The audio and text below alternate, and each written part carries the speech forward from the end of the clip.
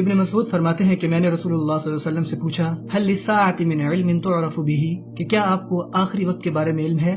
انہوں نے فرمایا نعم یا ابن مسعود، اور مسلمانوں کو ان نشانیوں کا پتہ ہونا چاہیے تاکہ جب وہ انہیں دیکھیں تو پہچان سکیں، اور یہ بہت سی نشانیاں ہیں جن میں سے ایک یہ ہے یکون الولد غیظا، بچے غصے سے بھرے ہوں گے، وان یکون المطر قیظا، تیزابیت سے بھری جلانے والی بارشیں ہوں گی، ایسڈ رینز، وان تفیض الاشرار فیضا، تم دیکھو گے برے لوگ دور دور تک پھیلے ہوں گے، یا ابن مسعود ان من اعلام الساعة واشراطها ان یؤتمن الخائن وان یخون الامین، کہ لوگ ناقابل اعتبار لوگوں پر بھروسہ کریں گے اور قابل اعتبار لوگوں کو مکار سمجھیں گے، وان یصدق الکاذب وان یکذب الصادق، سچ بولنے والے جھوٹے اور جھوٹ بولنے والے سچے جانے جائیں گے۔ یہ ہیں نشانیاں۔ یا ابن مسعود ان من اعلام الساعة واشراطها ان تواصل الاطباق وان تقطع الارحام، یہ میرے لیے نبی کریم صلی اللہ علیہ وسلم کی ایک واضح ترین پیشن گوئیوں میں سے ایک ہے۔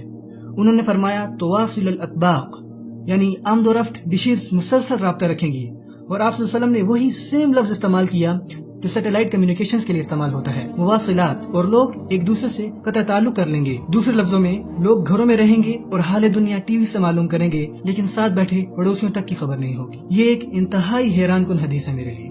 یا ابن مسعود ان من اعلام الساعة واشراطها ان يسود كل قبيلة منافقوها، تم لوگ دیکھو گے منافق لوگوں کو حکومت کرتے ہوئے، وكل سوق فجارها، اور تم دیکھو گے کہ بدترین لوگ مارکیٹ پلیسز پہ قابو پالیں گے۔ یا ابن مسعود ان من اعلام الساعة واشراطها وان تزخرف المحاريب وان تخرب القلوب، تم دیکھو گے کہ مسجدیں انتہائی خوبصورت ہوں گی لیکن دل بہت بدصورت ہوں گے، یعنی لوگ مسجدوں میں بغیر تزکیے کے نماز پڑھیں گے مگر مسجدیں آرائشی ہوں گی۔ یا ابن مسعود ان من اعلام الساعة واشراطها ان يكون المؤمن في القبيلة اذل من النقد، مومن بدصورت بکری سے بھی زیادہ ذلیل کیے جائیں گے، جیسے ان کی کوئی وقت نہیں۔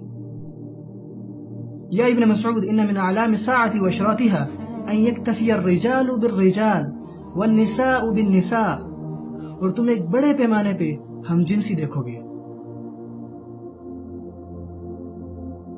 انہوں نے فرمایا تم لوگ دیکھو گے ملک الصبیان، جوان لوگوں کے پاس بے انتہا دولت ہوگی، جیسے زکربرگ 30 سال کی عمر سے پہلے ارب پتی بن گیا تھا۔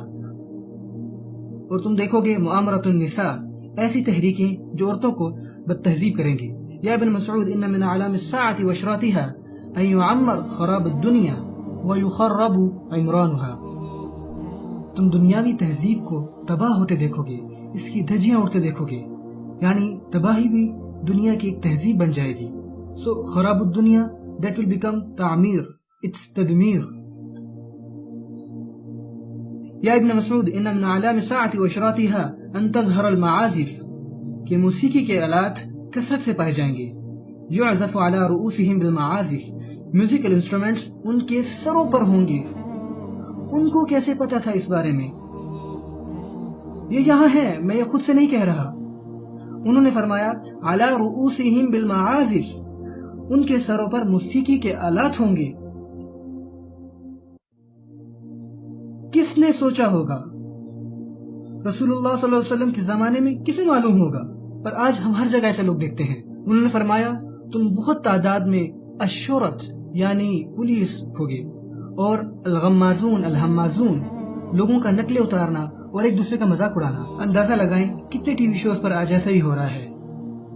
یا ابن مسعود ان من اعلان الساعة واشراطها ان يكثر اولاد الزنا، تم بغیر نکاح کے اولادیں ہوتے دیکھو گے، اور میرے ملک میں یہ تعداد 50% سے بھی تجاوز کر چکی ہے۔